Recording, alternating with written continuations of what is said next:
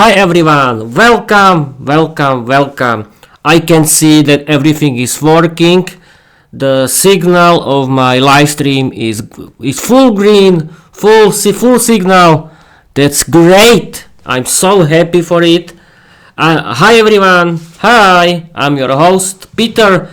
I'm owner of this podcast. I'm the owner of my Peter's English podcast. I can introduce for myself because there are a lot of my audience that doesn't know me. I'm Peter. I am 34 years old. I like learning English and doing my podcast. I've decided to learn English because learning English and doing my podcast is my hobby. I want to visit foreign countries. I want to live without language barriers. I want to have better paid job. And I want to build my podcast, and I want to create my own Peter's English podcast community full of learners and fanatics that like learning English like me, and their lifestyle is learning English and doing their own English podcast. I've been learning English since August 2022. The first year I was only learning English grammar, but then I found English teacher that are influencers, and I discovered that learning English has a lot of topics, that is reading, speaking, listening, English grammar, pronunciation, and you have to do all of it. And I think that and I like podcasting and writing my own fairy tales in English for my podcast, because you have to write a lot, and the best idea how to write a lot is creating your own universe, your own world, your own fantasy dream world that you can add to your stories. You can create your own novel like me. Yes, people, I created my own novel. It's called Viera, the Vampire Girl Diary. It's about the female vampire girl, Viera, who lived in modern Slovakia. She's a beautiful vampire. Her boyfriend is Peter. I've used my name because I wanted to do fun of me, and I called my main flagship character Viera because I like this name only. Don't find anything behind this. I only decide this famous Slovak beautiful female name, and that's all. Viera is the symbol of my life, of my work. And I like making fun of girls, and I like making fun of girls because yes, people, the fun has started. This fun has started.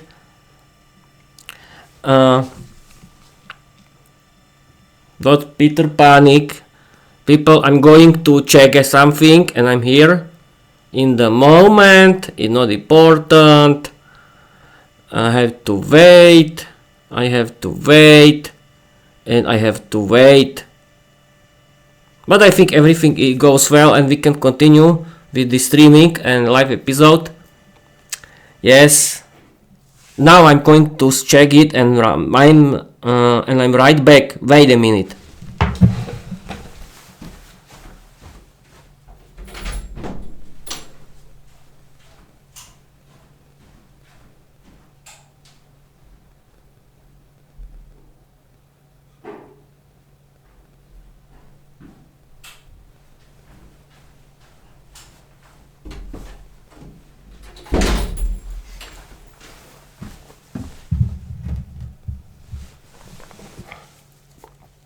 I'm here. I had to check our something in my house, and I'm back. I wanted to try it for a long time. I was trying to make fun fun of myself, and that's all. Because yes, I'm practicing that something can happen during my live stream, and I have always fears with it.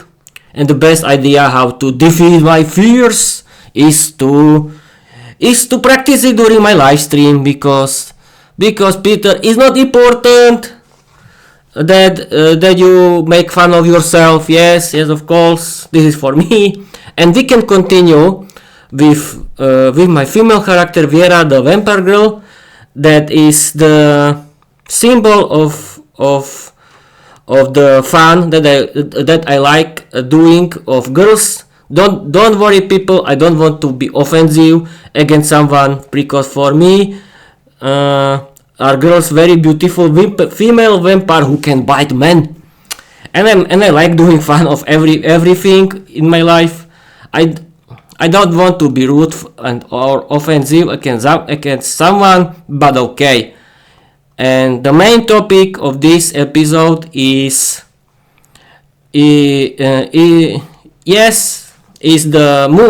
American movie Spartacus, with the main actor Kirk Douglas. Yes, I want to talk about slavery in the ancient Rome, and the best thing how to do is to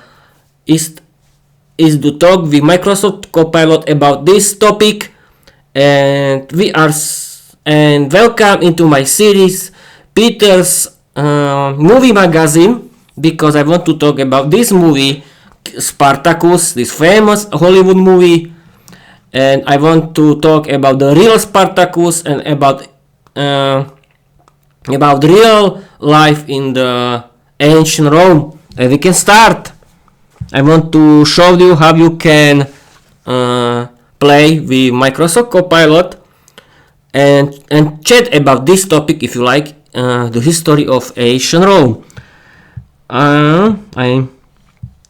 I'm streaming and recording on my YouTube channel. I've tried how to go away from my live stream, and I'm back.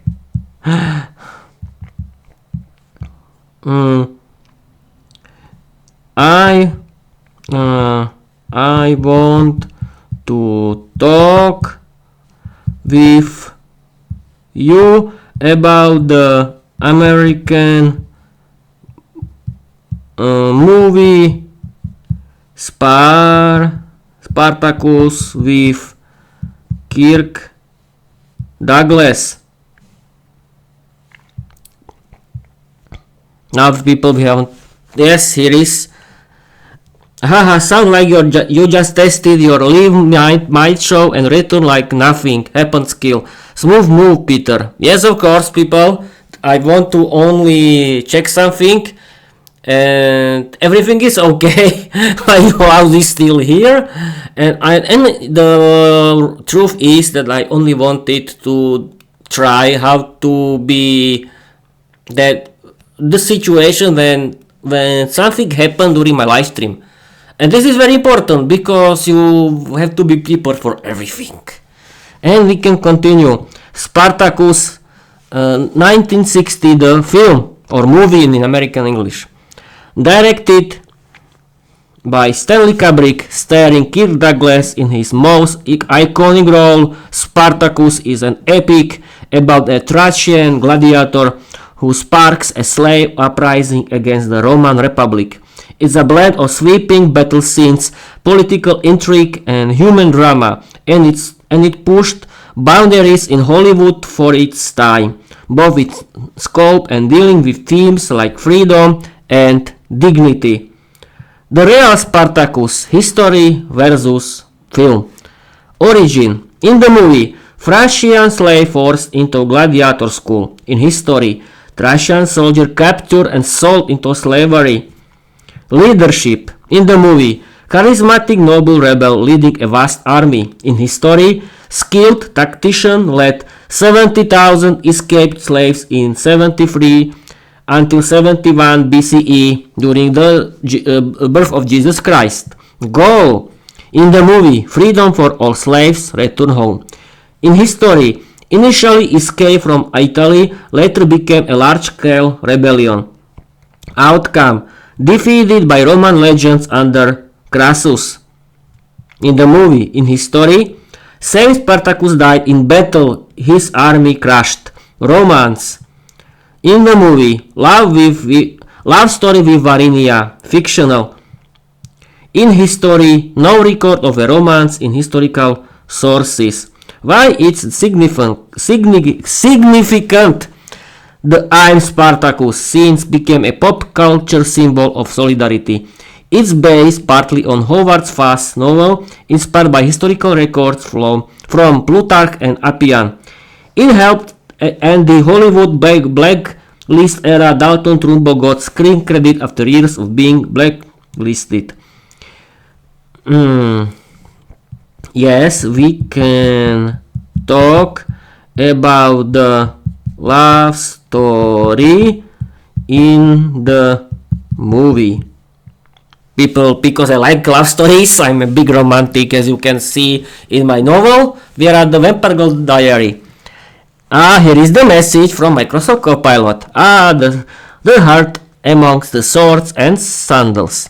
In Spartacus, in the movie, the romance between Spartacus, Kirk Douglas, and Varinia, Jane Simmons, is the emotional anchor in the middle of all that blood, dust, and rebellion. How the love story unfolds. First, connection. They meet in the gladiator school where Varinia is brought in as a slave. There's a quiet, almost defiant tenderness in how they first look at each other. A human moment in an inhuman place. Grounding bond. Even in the brutal environment they find small acts of care, sharing food, protecting each other, talking about freedom. Escape and freedom. Once Spartacus breaks free, Varinia becomes more than just a companion. She is a symbol of the life he's fighting for. Defying Rome. Their love story resists the cruelty and dehumanization of the Roman system. In a world where people are treated like property, they choose each other freely. The final moments. Without spoiling every bit, let's just say their last scene together is as much about hope as it is about loss. It hits you right in the soul. Why it works? The romance isn't just a subplot, it's the moral core. Every victory Spartacus earns is sweeter because he imagines a free future with Varinia. Jane Simmons brings a quiet strength to Varinia, making her more than just a love interest. The relationship humanizes Spartacus for the audience, reminding you he's not just a rebel leader, but a man with dreams beyond the battlefield. Yes, people, I watched, and now I want to tell you my opinion about Spartacus movie, about this Spartacus movie from 1960, that where the main role is played by Kirk Douglas. I watched this movie and it was great. Yes, it was great because I like historic and I like historic. I like history and I like this movie because it was about the real situation of the slaves in Roman Republic, and the love story between Spartacus and Varinia was very sweet and I like it, and it was very beautiful dream that Spartacus wanted. He wanted to win this rebellion. He wanted to be free, and he wanted to create free future for him, for his wife Varinia, and for his future children. And but he didn't have any chance because the Roman Empire was in that time very strong power. The army was very strong, and the truth is that other states didn't have their own slavery system, and it couldn't win, but it was very sweet in this movie how Spartacus wanted to save his future and he want to be free and be with your love with her Varinia. It was very sweet story. And what now? Yes, we can talk about slavery system in Rome Republic.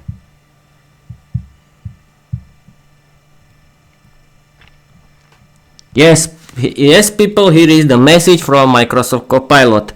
Alright, Peter, let's pull back the velvet curtain of the on the part of Roman life the epics often gloss over unless there's a rebellion brewing. The slavery system in the Roman Republic wasn't just a side note, it was one of the pillars holding up the whole economy and social order. How it worked? Property, not people. Under Roman law, slaves had no legal personhood. They were considered property, which meant owners could punish, sell, or even execute them without legal consequence. Everywhere you looked, slaves worked in households, farms, mines, workshops, constructions, and even as teachers, doctors, and accountants. Numbers game in Italy during the late Republic estimates suggest as many as one in three people were enslaved. That's terrible number. One of the three people was slave in Roman Republic. This was terrible. Sources of slaves. War captivates were the biggest supply line. Rome's military expansion brought in tens of thousands and at a time. Children born to enslaved mothers automatically became slaves. This terrible Vernae. Piracy, kidnapping, and the slave trade kept the market stocked. Some desperate freeborn Romans even sold themselves into slavery to escape proper poverty. Oh, I don't know, people. Yes, I had to again check something. I have to breathe.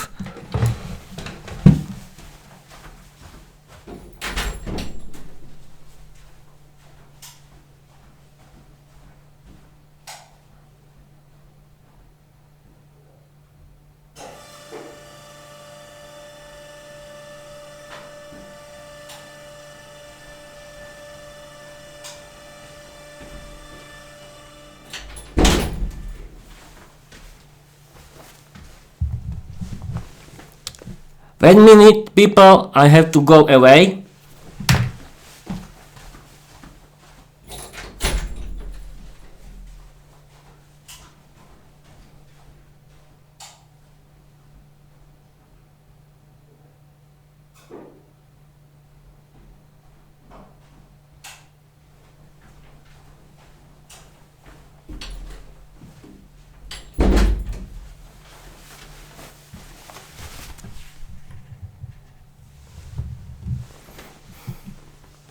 Now, people, I'm back. I have to brief this terrible situation in ancient Rome. It was terrible. Social attitudes, no moral crisis. Romans didn't see slavery as an evil. Really? It was considered a natural and necessary part of society. Freedom as a privilege. The idea was that the liberty of some depended on the enslavement of others. Manumission. Unlike in some ancient systems, slaves could sometimes be freed and even become Roman citizens, which created a significant class of freed persons. Condition and life. Varied experiences. Harsh agricultural laborers, miners and galley rovers. Bit better. Skilled artisans, domestic staff, and educated slaves who could manage estates or tutor children depended on the master. Food, shelter, and treatment varied wildly. Some owners were pragmatic and human, others cruel. Now people, yes, Microsoft Copilot is right about the situation of slaves in the ancient Rome, in Roman Republic. Slaves didn't have any privilege. They were no human in the eyes of Roman law. They were only property. Yes, people, in the Roman Republic, slaves were property of rich people, and they worked everywhere. It was totally terrible. And yes, we can talk about situation of female slaves. Yes, it can be interesting. Write me about female slaves in Rome Republic for my audience. Here's something you can share with your viewers that blends historical depth with vivid storytelling, the kind of segment that will keep them hooked while you stream. I then can see that everything is working great. The signal is still full. Perfect. Female slaves in the Roman Republic, lives in the shadows. In the Roman Republic, slavery was everywhere, but for women, it carried a unique mix of burdens, dangers, and in rare cases, opportunities. Female slaves were not just laborers. They were caught in a system that controlled their bodies, their work, and their future, roles, and daily life. Domestic servants. Most female slaves worked inside wealthy households, cooking, cleaning, weaving, nursing children, and managing storerooms. Skilled positions. Educated women might serve as scribes, midwives, or tutors, especially in elite homes. Agricultural and workshop labor.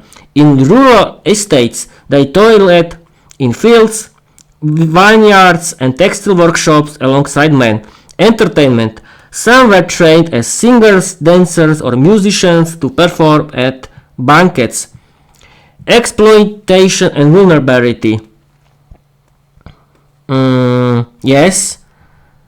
I think people that this kind of topic is an educational topic, and we can continue. Sexual servitude. Owners had complete legal control over enslaved women's bodies. That's terrible. Many were forced into sexual relationships or prostitution, either in private or in brothels. That's terrible. No legal protection. They could not refuse demands, bring charges, or protect their children from being sold. Generational slavery. Children born to enslaved mothers were automatically slaves, continuing the cycle. The brothel system. Roman brothels were often staffed entirely by enslaved women, some sold into this life as teenagers. Conditions were harsh, and freedom was almost impossible to earn in this setting. Owners profited heavily, treating women as commodities rather than people. Paths to freedom. Manumission. Some female slaves were freed after years of service, often becoming libertine, freed women. Marriage. Rarely a freed woman might marry the former master or another citizen, gaining a more secure social position. Self-purchase. In exceptional cases, women could save money, a peculium, to buy their freedom, but this was far less common than for men. Why this matters in your Spartacus segment? The rebellion in Spartacus wasn't just about men in chains fighting in the arena. It was also about women trapped in kitchens, bedrooms and brothels. Those stories rarely made into the history books. By highlighting their experiences, You give your audience a fuller picture of what freedom meant in Rome. Yes, people, as you can see, to be a female slave in Rome Republic was the most terrifying thing.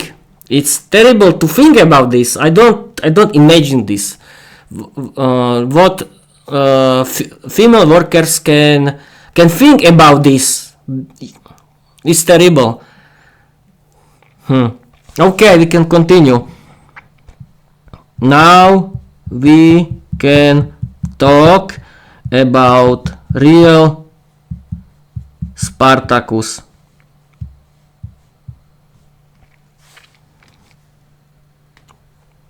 Yes, it is the message from Microsoft Copilot. Alright, Peter, let's step out of Hollywood spotlight and into the dust and blood of the 1st century BCE, where the real Spartacus fought not on a sound stage but against the might of Rome itself.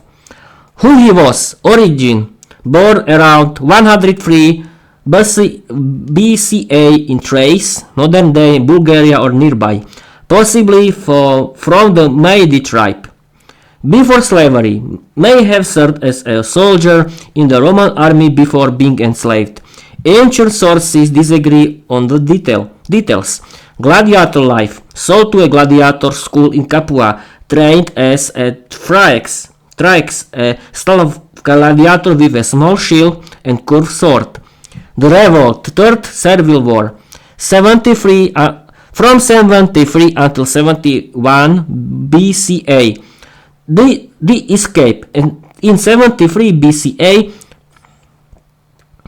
Spartacus and about 70 fellow gladiators broke out using kitchen knives and makeshift weapons, seizing proper arms from a Roman camp soon after. Mount Vesuvius tactics outwitted Roman forces by climbing down the steep side of the volcano with vine ropes and launching a surprise attack. Army of the oppressed. The ranks swelled to 70,000 and 90,000 runaway slaves, rural poor, and even some disillusioned freeborn men. Roman embarrassment. Spartacus' forces defeat multiple Roman armies, including the consuls of 72 BCE and Rome, much of Italy. Goals and dilemmas. Escape or overthrow. Some sources say Spartacus wanted to cross the Alps and disperse his followers back to their homelands. Others suggest he had broader ambitions to challenge Roman power. Turning point. His army turned south again, possibly aiming for Sicily, but was blocked by Roman commander Marcus Licinius Crassus. The endgame. Final battle, 71 BCE. Spartacus fought fiercely, reportedly trying to reach Crassus himself in the melee. He was killed in battle, his body never recovered. Aftermath. About 6,000 captured rebels were crucified along the Appian Way as a warning to others. That's terrible. Legacy. Seen as a symbol of resistance against oppression, inspiring revolutionaries. Voltaire once called the revolt the only just war in history. His story survives through Roman historians like Plutarch and Appian, all writing long after his death, and now from the slave perspective. Yes, people, this is very interesting. And now we can, in the end of this episode, I want to ask Copilot. Now I don't know if is everything working. Now it's not working. After 29 minutes, it's not. Yes, now it's working again. I don't know. We can ask Microsoft Copilot. Who cares? The main thing is the recording will be alright because I'm streaming and recording in the same time. Does Spartacus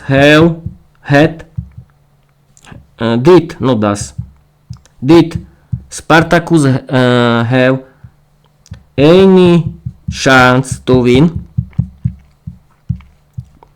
This is a very good question. Did Spartacus have any chance to win? Ah, the great what if of ancient history, Peter, the kind of questions that keeps armchair generals and historians up at night. The odds he faced.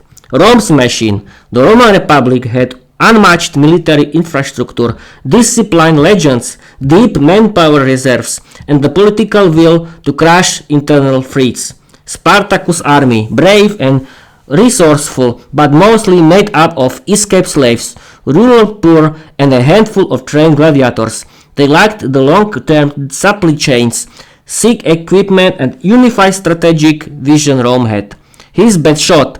Historians think his real chance wasn't to conquer Rome, but to escape Italy entirely. Early in the revolt, Spartacus smashed several Rome forces and had a clear path north toward the Alps. If he'd crossed into Gaul or beyond, many followers could have melted back into their homelands out of Rome's reach. Instead, the army turned south, maybe to hit for Sicily, but that gave Rome time to regroup and send Crassus and later Pompey to trap them. Why victory was unlikely. Even if Crassus had failed, Pompey's legions were returning from Spain and would have joined the fight. Hannibal, with a far larger professional army, couldn't take Rome after years of victories, so Spartacus' ragtag force had even slimmer odds. Once Rome took the rebellion seriously and deployed its best commanders, the end was almost inevitable. The realistic win.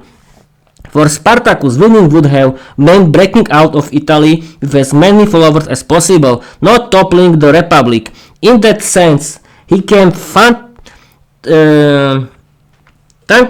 tantalizingly close, but Rome's net closed just in time. Yes, people, that means that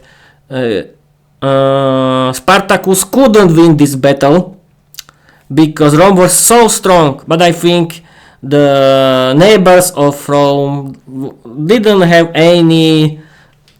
want to support slavers from other countries because they had